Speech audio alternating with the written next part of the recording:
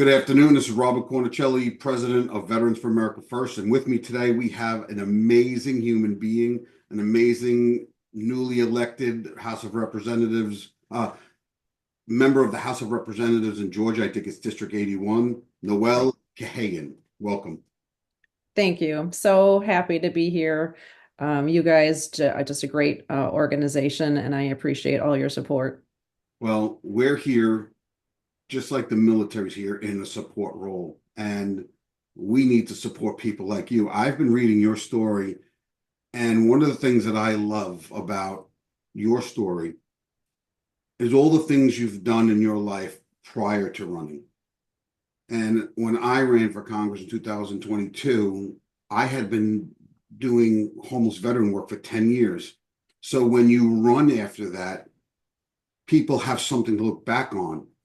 And not many people have that. And you have a history of fighting for women's rights in sports, keeping gender ideology out of schools, um, protecting our kids, keeping their innocence. These are the things that we need more elected officials to have. Not these kids coming out of out of college and going directly into politics and never having really accomplished anything or doing anything for anyone else other than themselves, like Bernie Sanders. Your story is just crazy.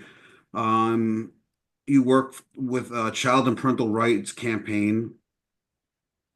Um, I really want to know more about Project Student Health because that's something that's important.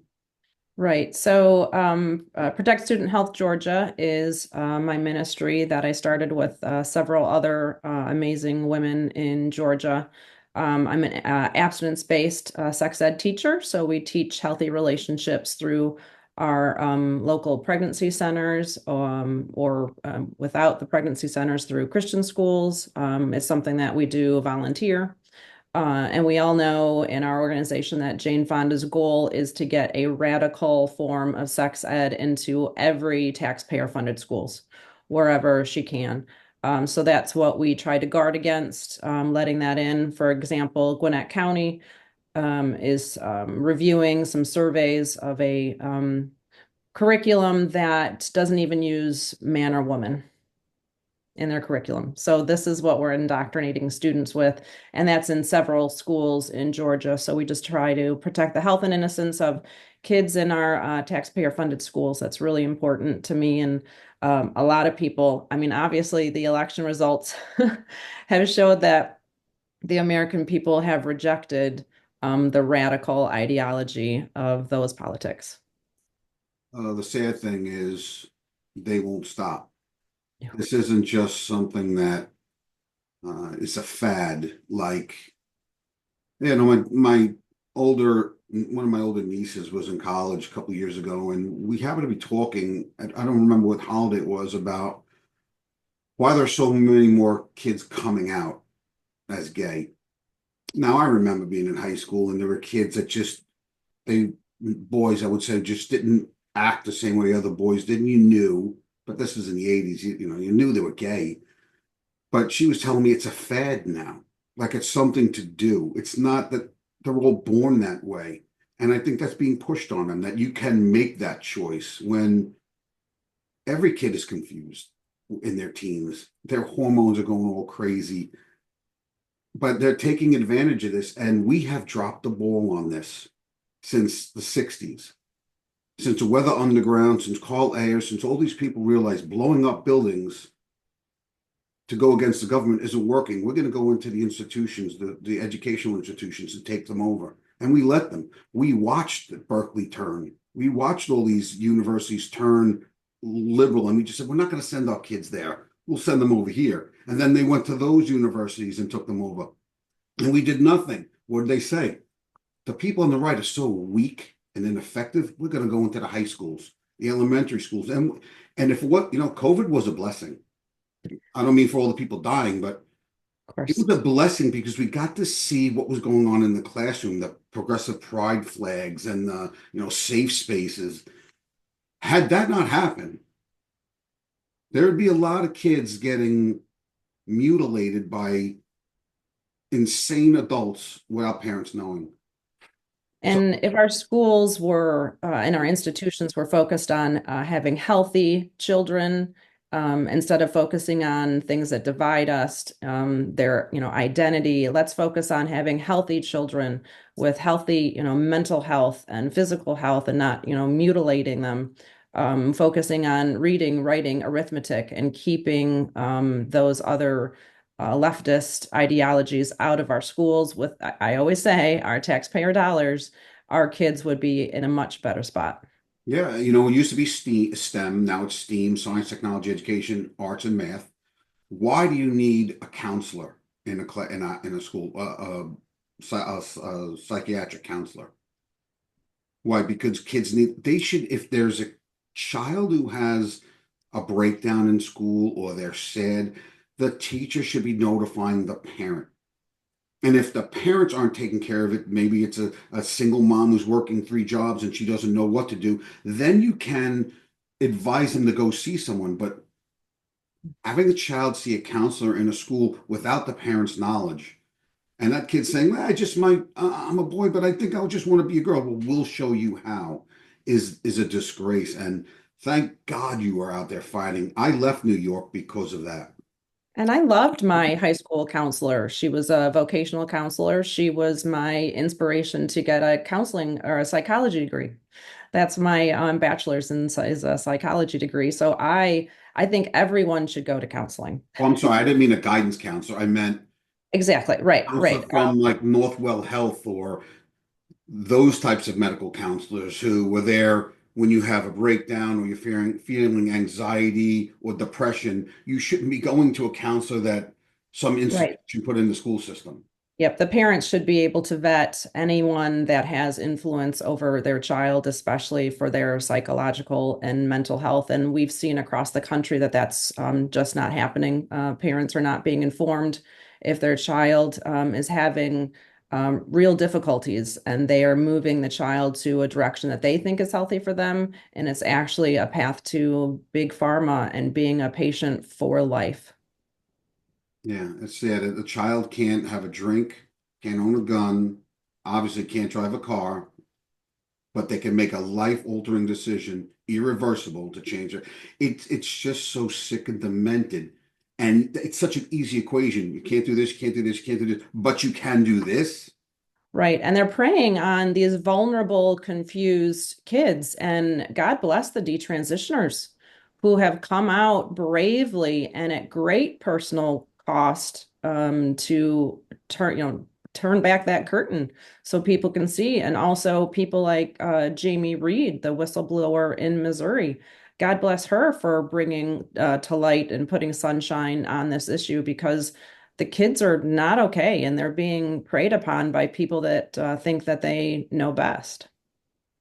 I think I have a strange philosophy.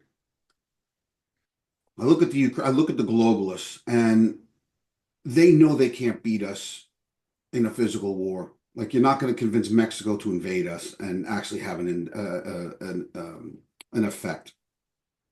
But I look at China, Russia, and the United States, probably the only three countries strong enough to fight back against globalism, open border society. I mean, the EU's gone, you know. So the three powerhouses that will never allow the UN to dictate policy, they, they they have to figure a way to break them down. So what better way to break down Russia? Not that they're an ally, but I'm just saying globally, is to start a war and just minimize their capacity to defend themselves. You can't do that with us. So what do you do? I mean, historically, now we have women in the military in a bigger role, but historically, millions upon millions of men, strong frontier type men, have defended this nation. What do? You weaken them. You tell them they could become girls. You tell them that it's okay. I think their Ukraine war in the United States, allows many illegals in and dilute the culture and destroy men here.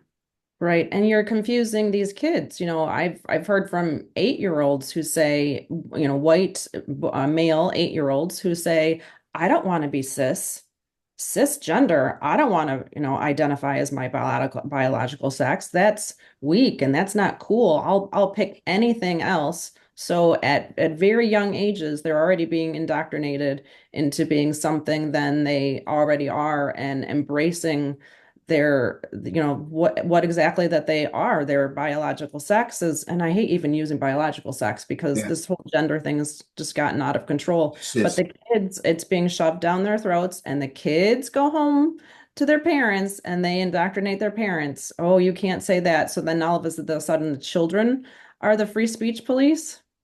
Yeah, and you can have a black pride shirt, you can have all sorts of pride shirts or a woman pride. A white boy can never say he's proud to be what he is. And I thoroughly believe Soros, Gates, people in the UN, WEF, I think they're pushing that on our society to weaken us. But Right. I don't want to talk the whole time on this, though this is a fascinating subject and it's so important. The work you've done and all the people who've done to stop them in their tracks of destroying our young boys and girls, it's amazing. So you won, District Yes. 81. Yes. How amazing is that? Yes, about 57%, Looking at it, yeah. even with a fake AI voicemail that went out to the Republican voters, pretending to be Trump, telling them not to support me. Even with that, the voters, they're too smart. They Yeah. know. And you ran in 2022, 22 votes. Yes, lost by 22 votes. Yep, Now, what yep. was the threshold there to challenge that? 0.5%. So we were just outside that. So that was not fun to go through, but I learned a lot. I've always been a big proponent of It was a election primary, integrity. right? Yes, that was a primary 2 years ago. Last cycle, we run every 2 years in Georgia, which I like. Everybody should be able to tell the voters exactly why they're asking for their votes every 2 years and give them a track record. So I had a lot of voters asking me to run again, please run again. So after getting the support of my family and my husband, we decided to run again. And then we won that primary by 270 some votes. So it was pretty decisive for a primary. Yeah, that was great. Yeah, you won by a very large margin, 52.8 to 47. Yes. And I've been in the community.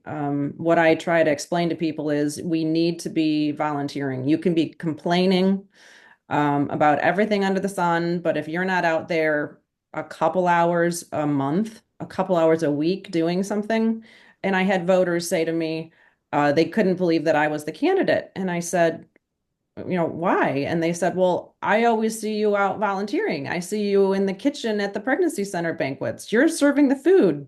And I thought, how sad is that people think that, quote, politicians, which that word drives me crazy that some people are calling me that now. But I prefer public servant. You are a civil servant, so public servant. I take an oath. Also, I'll take my oath in January. But we should be volunteering in our community, whether it's, picking up trash, whether it's, volunteering at the pregnancy center banquets, spaying, neutering animals. There are so many things to do. Our veteran support group in Henry County is excellent. Yeah, if we stop relying on the government to do everything for us and started building up community organizations to do a lot of these things. Yes, mentoring our kids. We need it desperately. Yes, that's amazing. So you won. Was she this Daniels, was she more on the liberal side or She ran as a Republican. She's a Republican. But unfortunately, a lot of the voters just didn't like her track record. They didn't like that she was absent more than they would have liked. So I decided to get back in the race. And I mean, I've been Henry County Republican Party officer for many, many years. I was a precinct captain before Dan Schultz made it cool. If anybody's ever heard of the Project with Dan Schultz, highly recommend it. yeah. So I finished as a first vice chair.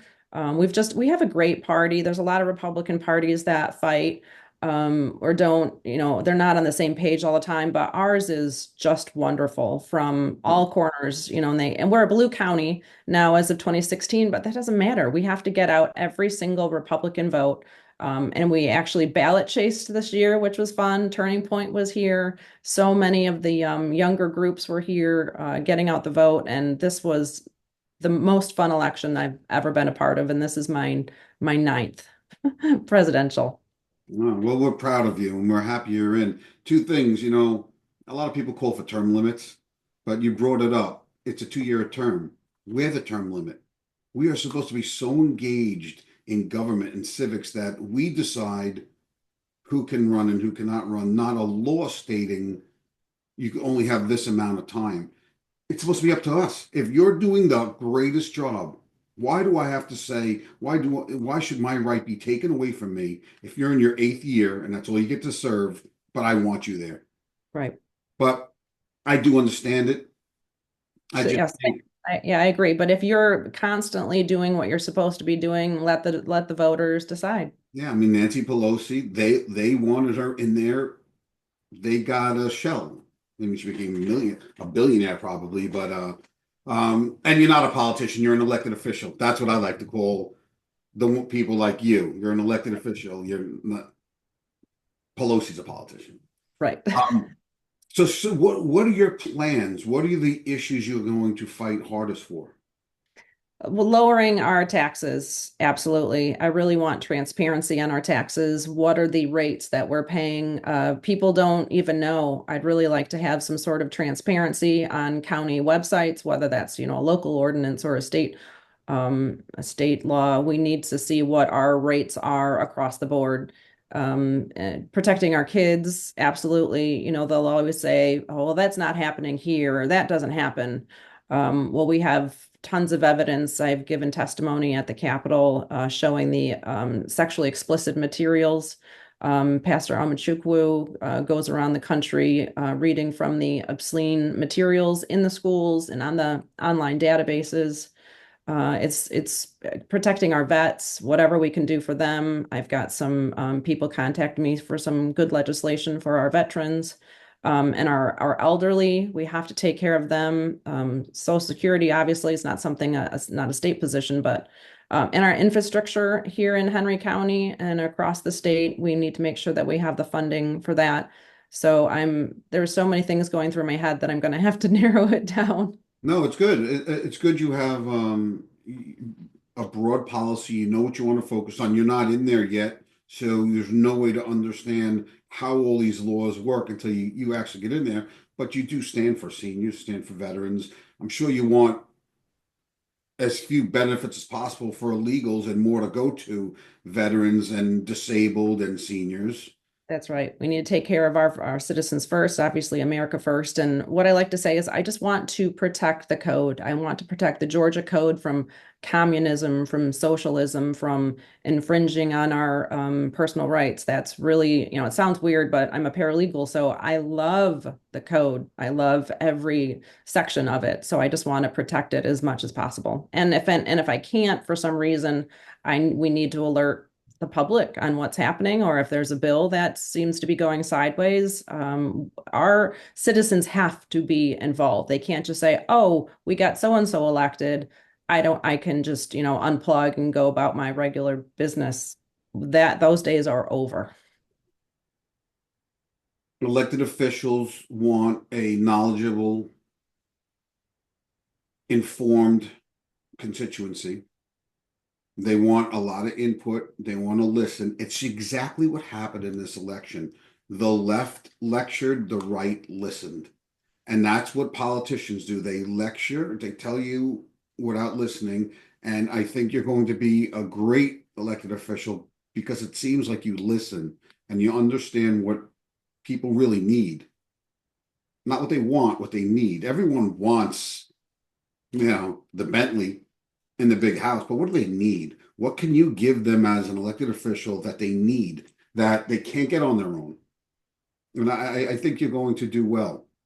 Thank you. And even if I can't give them, what they need for some reason, I'm going to be there to listen. If there's a meeting that you want me to attend, if you invite me to your church, I will attend. In the book of Job, his friends just sat with him. There was really nothing that they could do, but that's what I try to do. If, if somebody has a funeral, I'll go to that, I'll attend that. If somebody is a new citizen, I definitely would love to be invited to something like that. Sometimes people just want to be heard. They just Right. want someone who listens and says, sorry, the Georgia legislature doesn't handle that, can't handle that. Right. I And don't, sometimes when you can't get what you're looking for, when you're hitting a brick wall, it will actually motivate people to become more involved. It's the tough times that make you um, realize what you can do or should do better. So a lot of times when I've hit a brick wall, that, 2 years ago, it can motivate you to do better and to be better and to pay it forward. Like no other election since 2020. I met some of my best friends during that election cycle, and they have now just become involved from, whether it's True the Vote or Turning Point. The citizens are now engaged now more than ever. and I think to keep your seat, to keep America, excuse me, America first through the Trump presidency, through hopefully the JD Vance presidency, the guy is just amazing. I mean, you heard Trump talking about him, where, most politicians, when you say, I need you to go into these shows, they're like, what? He's like, I asked JD Vance to go into all these enemy shows. He's like, let's go, basically. Like, That was, that was yeah, amazing. That's what you want to yep, hear. that's right. But I Because think, because our message is the healthy message. Our message is to get America, back on track. Because when America's on track, the whole country is better, and actually the world is a better and a safer place. yeah, and I think for the next 12 years, as long as we keep our constituency engaged, I think I think we're going to gain another 20-25% of people who say maybe leaning right is the way to go. Maybe leaning left is not the way to go, caring about everyone else in this world when 34 million Americans live at or below the poverty level. 600,000 Americans homeless. 600,000 Americans homeless, and we're letting Shame. in 20 million illegals. One It's a and a half, shame. I think it's 1.5 million veterans live at or below the poverty level. 60 something thousand homeless veterans. I think kids coming out of college, when they see the jobs opening up, the homes opening up, the opportunity opening up, they're going to say, maybe we were lied to, and we Right. have to keep pushing that. Right. I, They're already starting to see it. I mean, the kids that went through COVID and the lockdowns, they are old enough to vote and they came out and voted. They might have only voted for one position, but they came out and God bless them. But what they had to go through, good times make weak men, they say. And so we've got worse times. We're handling those and we're getting strong men. And God bless strong men because we need them. yeah, I tell my son this every day, and my daughter. My daughter came in a bald eagle land. I moved to South Carolina 6 months ago, well, a year ago, but we just moved into this house 6 months ago. And there's a massive pond in the backyard, and two bald eagles landed right in the pond. I'm 50 yards. And my daughter comes in, she's 14. She was all excited. She goes, this is a sign. This is my daughter. This is a sign that Trump winning was the right, well, what you saying? It was the right win for Trump. That Wow. was One really bald cool. eagle for 45 and another bald eagle for 47. Yeah, isn't that crazy? I love it. I One love it. last thing, true the vote, election integrity. How you feeling down there in Georgia? Feeling really good. We've had some great laws passed over the past few years to shore up our election integrity. We had a lot of voters and residents working with different organizations like True the Vote to comb our voter rolls for voter roll maintenance. If you don't live in the county, if you don't have residency, you shouldn't be able to vote in the county. So we had people all over the state obeying our laws and reviewing. Some people challenged, but that's what we're supposed to do as citizens. We're supposed to get involved, and there's lots of organizations that we're helping. And I see some more election integrity laws coming into place. I know Voter GA, they've been doing great work here in Georgia. So I'm really looking forward to what are the people saying? Floridification of the states. Oh, really? Yeah. If they can do their elections Right. so quick, then everybody should be able to. Still counting as Arizona. I heard Chuck Schumer's not going to let McCormick into the what is it? What's that process? Mm, mm. The The orientation. initiation, the orientation. I mean, how crazy is it? I mean, Who's surprised? They say they're going to fight, but they're fighting against democracy and the will of the people. So it's just kind of ironic. Mike Lee said, "I'm going to bring him in as a guest then." But how silly! Bring, you know what? Bring both of them in until it's settled. Yeah, it's a shame. I mean, and the American people, we have to be prepared for the giant psyops that we've dealt with over all these years. It's only going to get worse, but we have to stay the course and get off the lamestream news for sure. Then that propaganda won't be going in your head. There's so many great conservative outlets out there. I mean, Dan Bongino, he does great work, Yeah, Joe Rogan. Thank God for that. right? How, how many times can you say thank God for RFK Jr., thank God for Tulsi, thank God for Joe Rogan, thank God for Elon Musk? Like all these people, like making that they don't need anything in life. They have it all. Making the decision, and Trump had the world, he makes a decision to run and his whole life gets taken apart. Yeah, Now these four go, I'm going to side with Trump. Can you imagine the backlash we're going to get? And they did it anyway.